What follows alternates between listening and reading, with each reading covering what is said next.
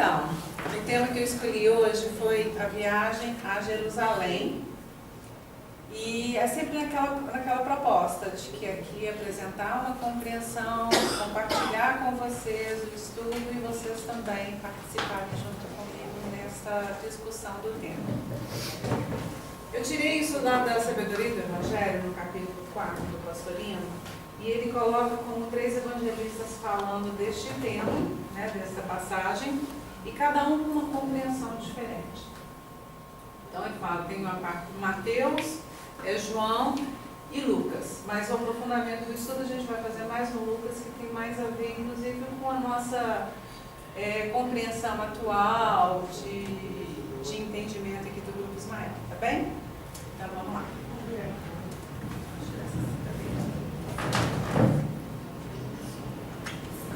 Então eu queria que vocês, cada um lesse um versículo para que a gente possa, vou colocar os 3 de uma vez.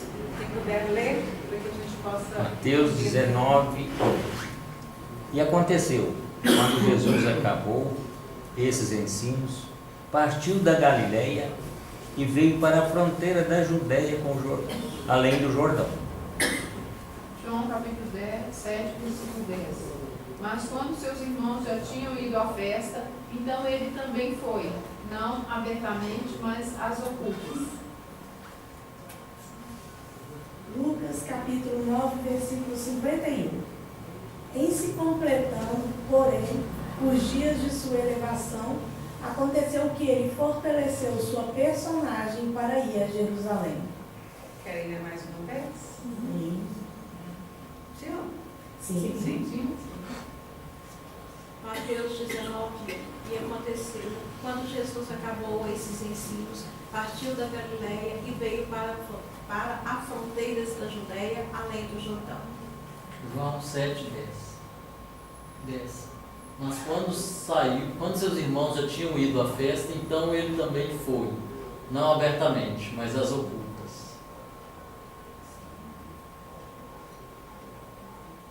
Lucas capítulo 9, versículo 51. Em se completando, porém, os dias de sua elevação, aconteceu que ele fortaleceu sua personagem para ir a Jerusalém. Bom, acho que não precisa nem aprofundar muito, só com os versículos a gente vê que tem uma grande diferença de um para o outro, apesar de ser o mesmo momento, né? Então, eles dizem a mesma coisa, mas cada um revela de uma forma o entendimento daquela passagem. Vamos começar por Mateus, tá? Mateus, ele comenta pela primeira vez sobre a subida. Lá eles falam que Jesus, quando vai a Jerusalém, ele sobe, né? Que ele sai da Judéia, que vai para a Judéia, então ele saiu da Galileia e foi para a Judéia, que seria onde está Israel, Jerusalém, né? Então ele sobe. Então é a primeira vez que ele comenta sobre a ida de Jesus para a Judéia. O Mateus, ele teve uma forma, ele organizou, né, narrou de uma forma diferente dos outros evangelistas. Ele coloca tudo numa sequência. Então, primeiro, ele coloca tudo que ocorreu na Galileia em sequência para depois falar de Jesus indo para Jerusalém. Mas ele fala mais na parte quando ele vai definitivamente para Jerusalém, que seria da parte da crucificação. E ele não tinha nesse momento a preocupação cronológica e histórica daquele momento, né, daqueles momentos. Então, como ele coloca tudo numa sequência, não tem uma cronologia dos fatos, né? Então, os fatos aconteceram em momentos diferentes, mas ele coloca tudo como sendo nos mesmos locais. Porque a história, né, o que ele quer no seu ensinamento é para os iniciados, é para que eles possam ter a compreensão, o entendimento para aprofundar nessa escola, que seria a escola de Jesus. Tá? Essa é a forma, o formato como Mateus apresenta o Evangelho. Então, em Mateus ele diz que foi para além do Jordão. Pérea, que seria próximo ao Jordão, ao rio Jordão, tá? E que atualmente pertence à Jordânia, só para a gente ter uma localização assim, geográfica de como que é no momento atual, comparando com a época de Jesus. Então aqui ele fala que o Jesus atravessou o Jordão nesse limite extremo da Judéia. É claro que eu trouxe uma mapinha, né? A gente não deu conta de não mostrar como que funciona. Bom, Jesus escolheu Cafarnaum, que a gente já falou aqui, como sendo o seu local de moradia, o seu local espiritual, né? Então ele sai, que fica na Galileia, ele sai da Galileia e vai para a Judéia, né, para Jerusalém. Aqui, ó, esse azulzinho, dá para ver? É o Rio Jordão.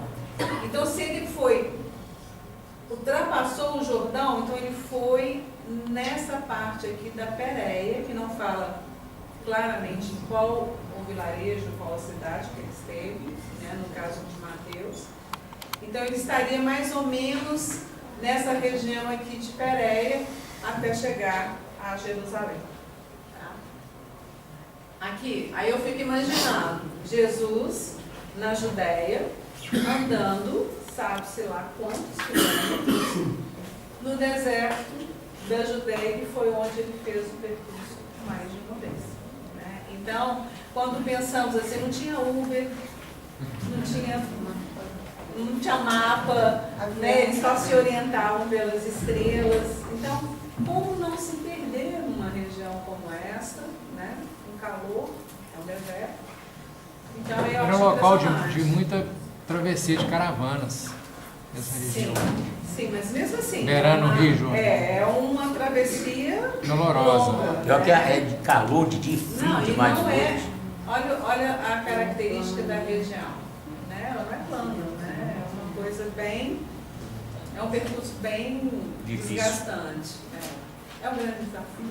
Né? Então, depois dessa viagem, o Jesus ainda volta a Galileia. Então, ele volta para onde ele mora, em Cafarnaum. Subindo a Jerusalém mais 2 vezes até que segue definitivamente, que seria no processo dele de crucificação.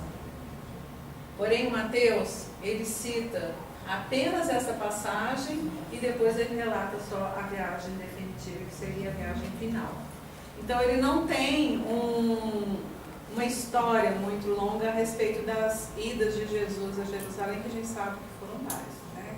Que aconteceram mais de uma ou duas, como ele coloca aqui. Bom, aí chegamos em João. E aqui em João, ele afirma que Jesus vai a Jerusalém a uma festa. Né? Então, ele coloca, mas que ele compareceu para ensinamentos no templo. E ele faz essa viagem às ocultas. O que quer dizer isso? Ele não vai com uma caravana.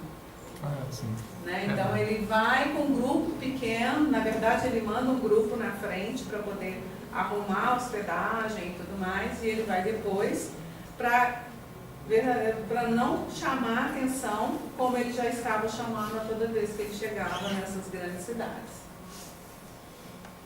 Aí entramos em Lucas, que aí muda tudo. Né? Eu achei essa interpretação de Lucas fantástica, porque traz para a gente uma compreensão diferente.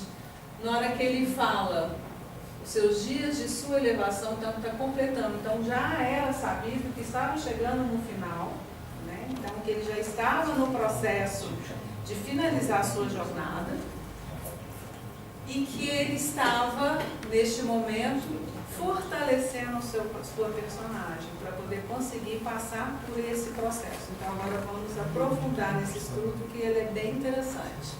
Lena, lembrei de mais uma conta do céu.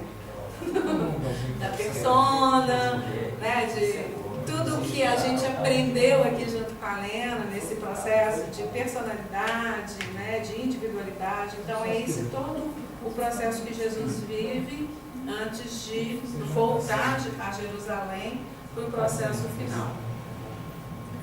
Então o Lucas coloca uma frase que é muito reveladora, porque ela é diferente de todas as formas e formatos como foram apresentados até então essa passagem, e que deixou os intérpretes das leis muito confusos, né, em como traduzir e interpretar esse tema.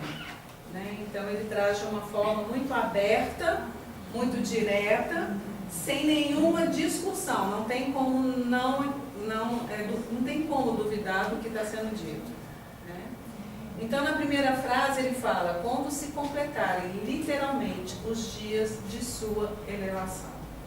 Então aqui ele já coloca como tempo atento, né? Quando tiver o momento de finalizar o processo dele de elevação. Na tradução, o sentido é de elevação, promoção e suspensão. Então, na tradução, conforme fala o Pastorino, está de acordo com como Lucas colocou. E esse termo também ele foi muito utilizado no Antigo Testamento quando falava da subida do Elias, de Moisés e de Enoque, que é o bisavô de Noé. Então, todos tiveram essa mesma linguagem para referir à elevação, né? O seu processo de elevação. Na segunda ele coloca: e fortaleceu sua personagem para ir a Jerusalém. Geralmente, esse trecho é traduzido: ou firmou seu rosto, ou manifestou a firme resolução, mas a tradução literal é face, rosto, que corresponde no latim pessoa ou máscara, ou seja, persona, né?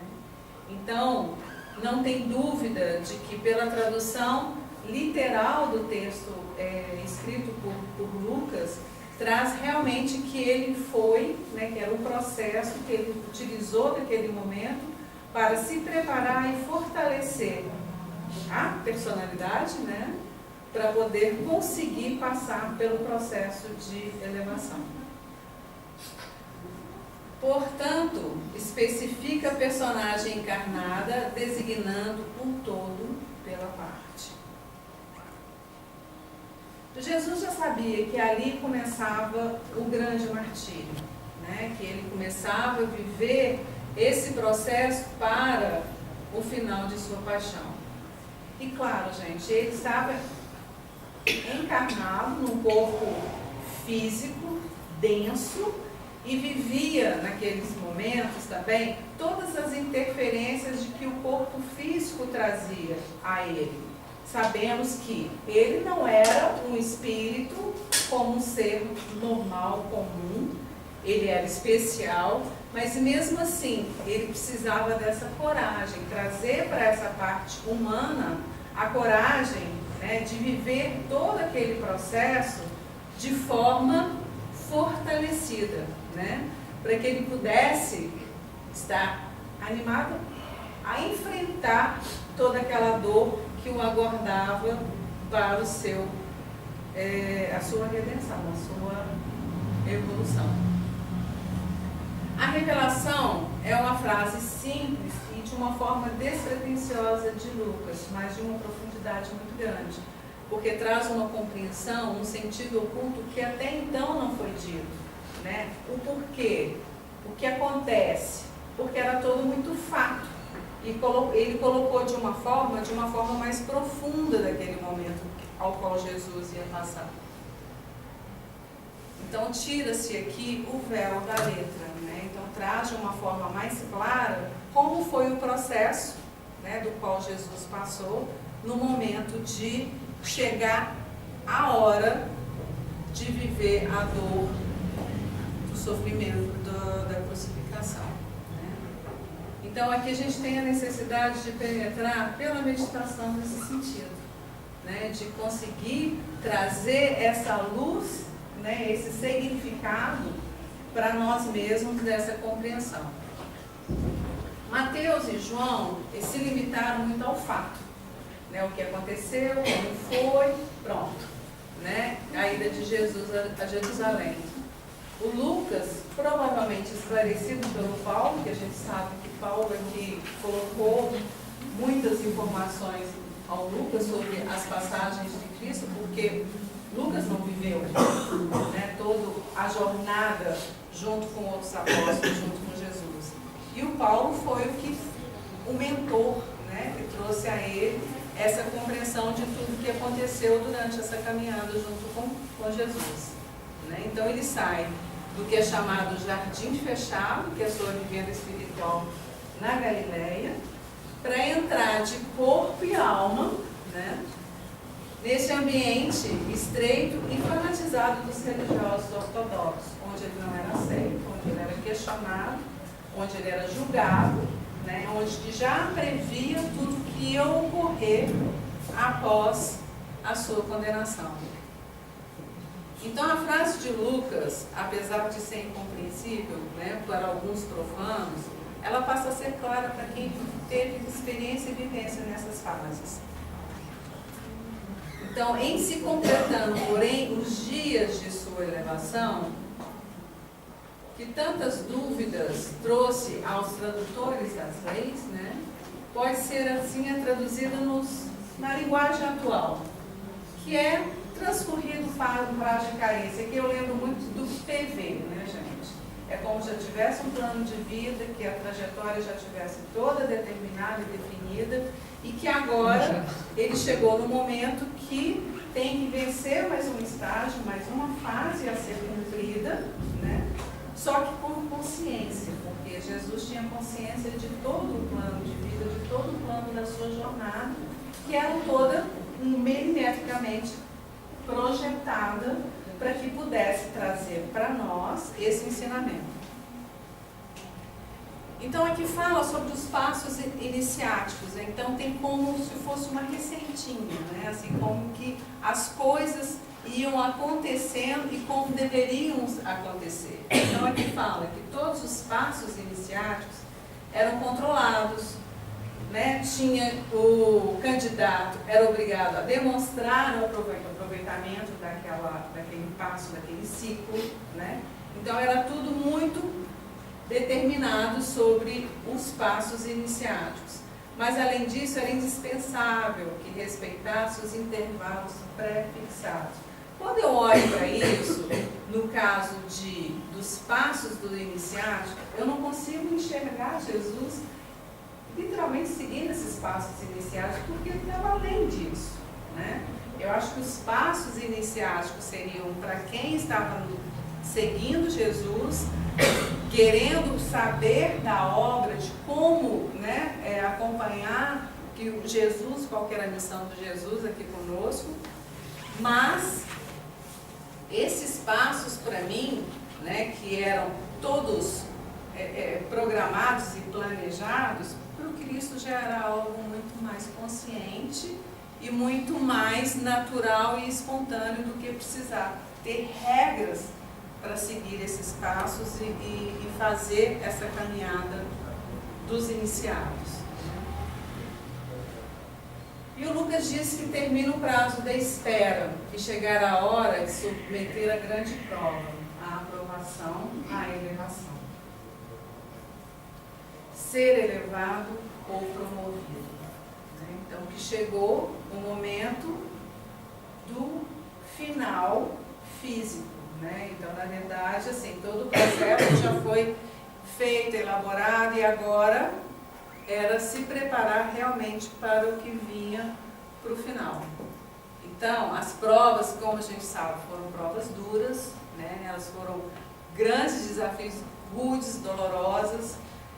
Nós, humanos, não teríamos condições nenhumas de passar fisicamente por todo aquele martírio do qual ele passou. Não teríamos condições de superar e conseguir fazer toda aquela caminhada que Jesus fez. E aí é nesse momento que Lucas fala que a individualidade fortaleceu sua personalidade. Então Jesus se prepara para estar pronto a viver esses processos rudes e dolorosos, porque o momento chegou, o momento da sua trajetória chegou ao final como humano entre nós, e para isso ele precisava trazer para o seu físico, né, para o seu corpo físico, essa coragem, né? Então ele precisava trazer para a individualidade essa força do seu espírito, né? Que o seu espírito agora tivesse esse domínio sobre o físico, para que pudesse dar conta de superar a sua caminhada. Então, para que não esmorecesse e tivesse coragem de colocar-se entre as mãos daqueles que fariam passar pelas angústias e aflições. Então, eu fico imaginando, por mais que tenha sido tudo muito programado, difícil é pensar como Cristo, né? Então, isso, assim, é impossível imaginar. Mas eu, como humana, pensando, nossa, eu sei, já foi pré-determinado pelo que eu vou passar, eu tenho que superar essas minhas dificuldades e ter serenidade da conta de superar isso tudo. Né? Então, aí eu trago isso para a minha realidade de hoje, para a minha vida de hoje. Como é que eu assumo, né, a minha caminhada com as minhas dificuldades, onde que está a minha coragem, onde que está a minha confiança, né, e onde que está a minha resignação em seguir a minha jornada conforme foi determinada pelo Pai. Né? Sem revolta, sem esmorecer, sem perder a coragem, sempre firme, porque quando a gente vê a história de Jesus aqui conosco, foi de alegria, né?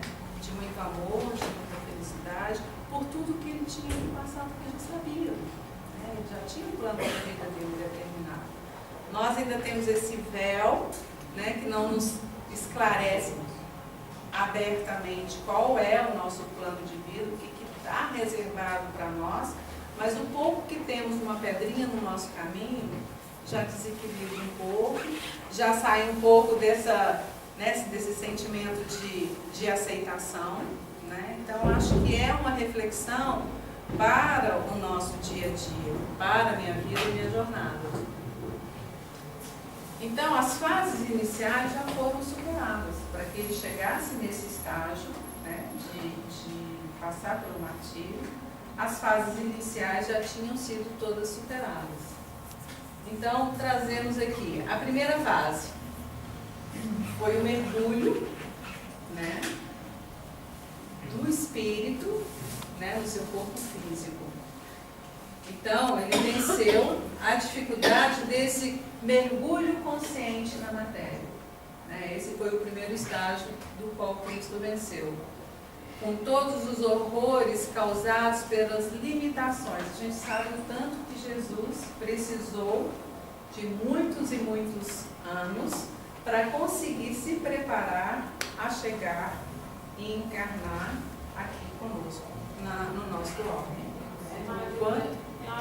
Eu penso isso imaginável, que um ser com uma dimensão tão superior, uma atmosfera bem superior, que nem é desse planeta, né?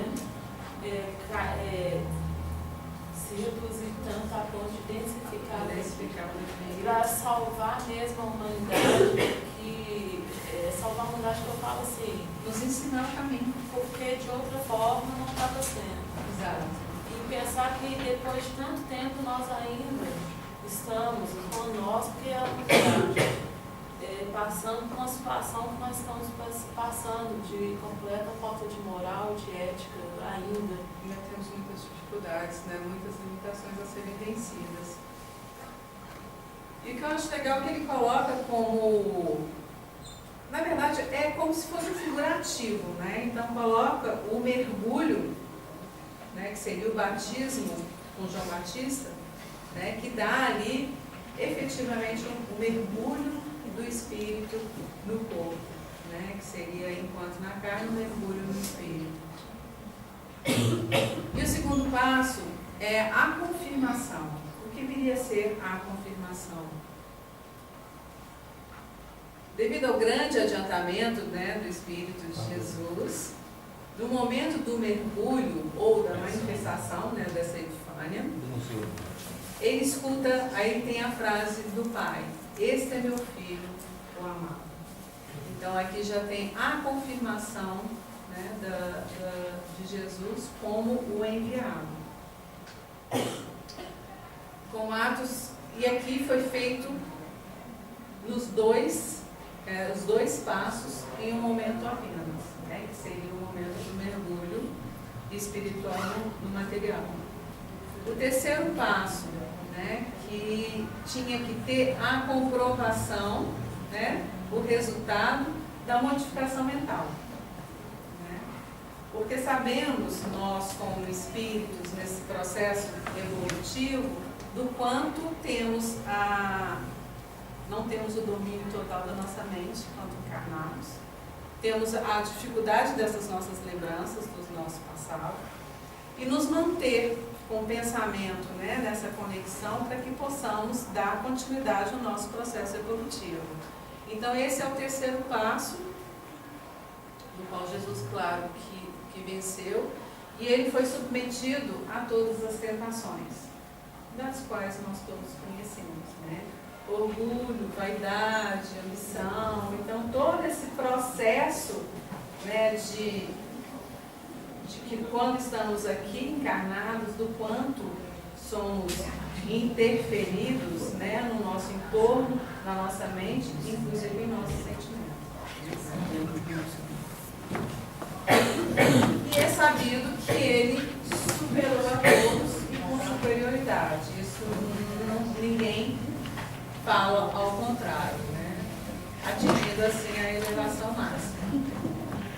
Então ele já dominara a matéria totalmente, que seria a física, espiritual e mental. Aí vem o passo seguinte, que foi no quarto passo, onde teve a transfiguração, né? Que é a ação de graça, essa eucaristia do homem pela vitória. Né? Então, quando ele esteve no monte, né, junto com testemunhos dos seus apóstolos, né, da presença de Elias e Moisés, ele passa pelo quarto passo, recebendo assim a aprovação confirmada, que seria: esse é meu filho, o amado, ouve-o. Então era a confirmação de que ele veio com essa grande obra, né, e que nós estivéssemos então já com os corações abertos para ouvi-lo e acompanhá-lo.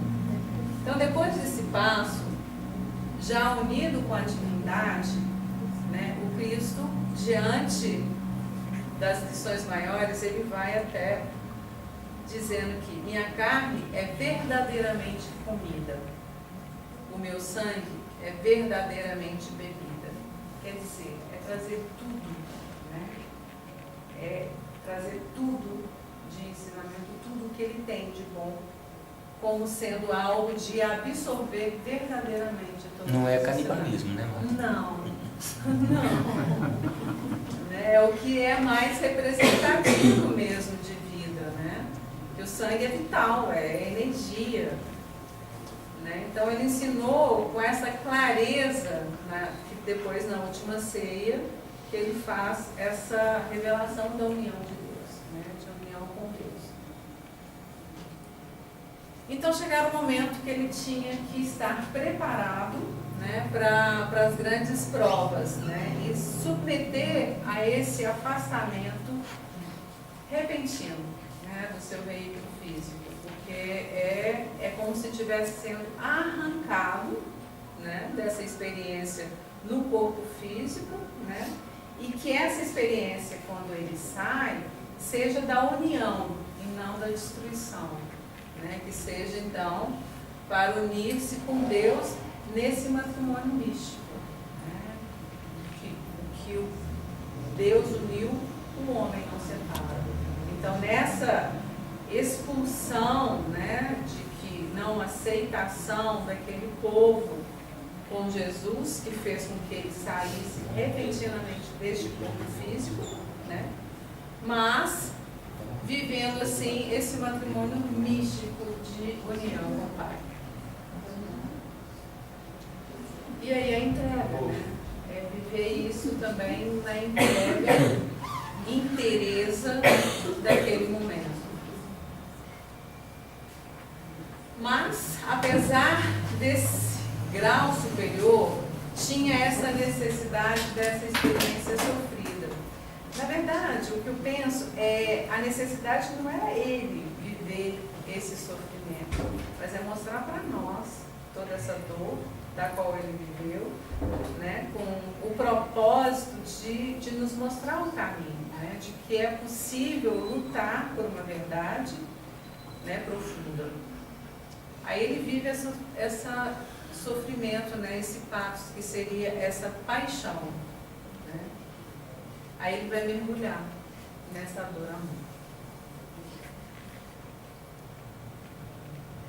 E aí tem esse desligamento violento dessa parte inferior do seu ser, que seria esse corpo físico, né? Então, o que é inteiro, o que é verdadeiro, ele não se perde, né? Mas apenas nesse corpo, esse corpo físico fica, né? Mas essa divindade nesse matrimônio é indissolúvel, né? Ela não tem fim, né? Então esse propósito verdadeiro foi alcançado. Então, diante, né, de todas essas dores e essa perspectiva de dor, o corpo físico, né, essa parte física, treme, teme, assusta, né? E o que fazer, né, para subtrair essas provas? Então é o que o Lucas fala, fortalecer a sua personalidade, né? Então é trazer para a personalidade a força do espírito, a força da alma, né? A força dessa luz da qual, aqui no caso falo de Jesus, mas trazer para a gente também essa luz, essa compreensão de que somos todos uma mônada, todos temos essa porção divina, essa luz em nós, e ela também pode nos dar essa força, né, nos fortalecer nesses momentos nos quais nos sentimos perdidos, nos sentimos vencidos, né? É só lembrar que temos também essa porção dentro de nós.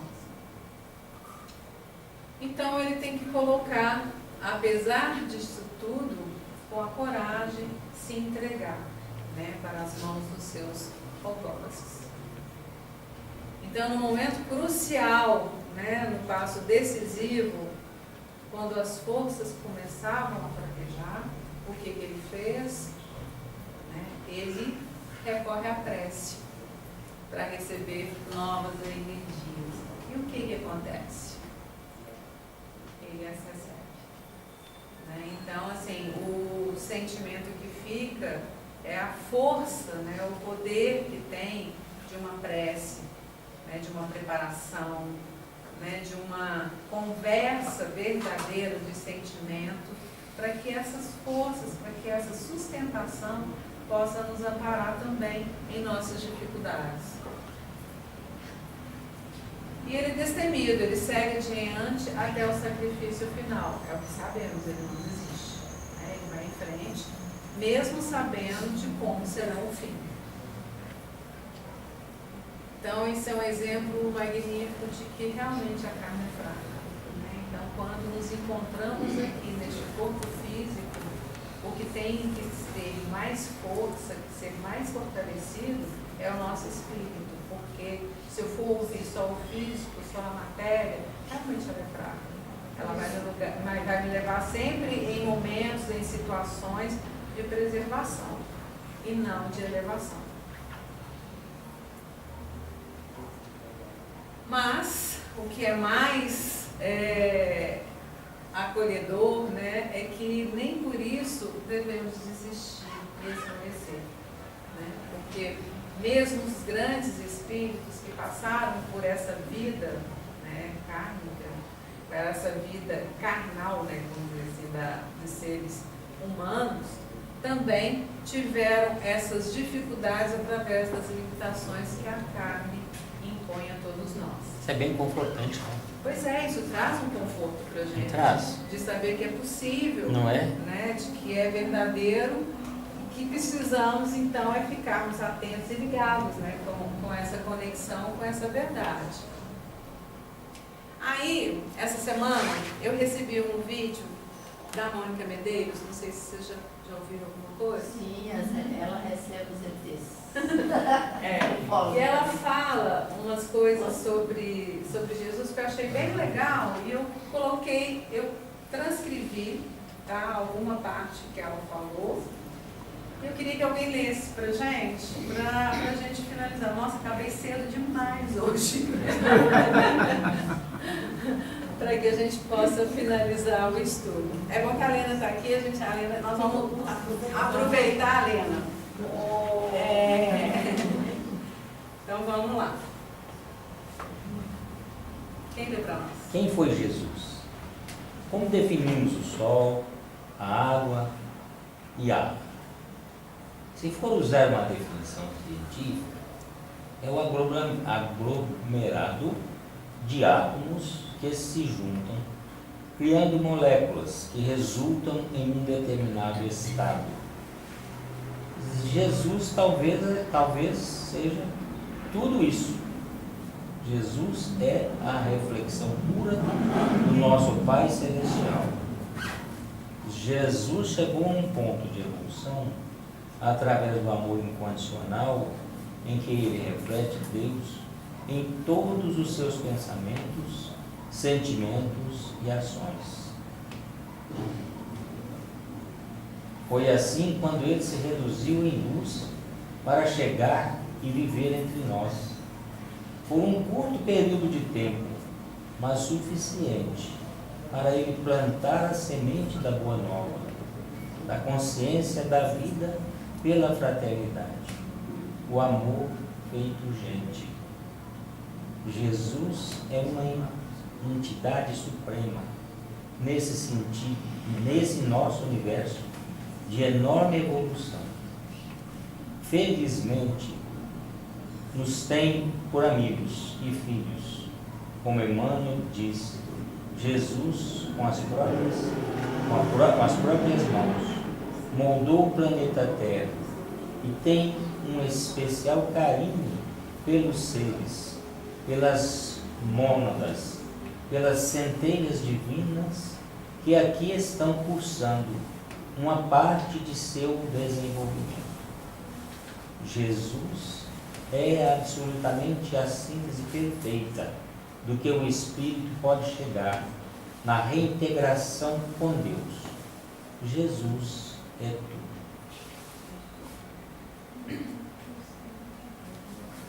Qual a origem de Jesus? A origem de Jesus é complexa de ser definida, pois todos nós, pelas leis da justiça, pela lei do amor do Pai Celestial, somos todos originários da mesma forma.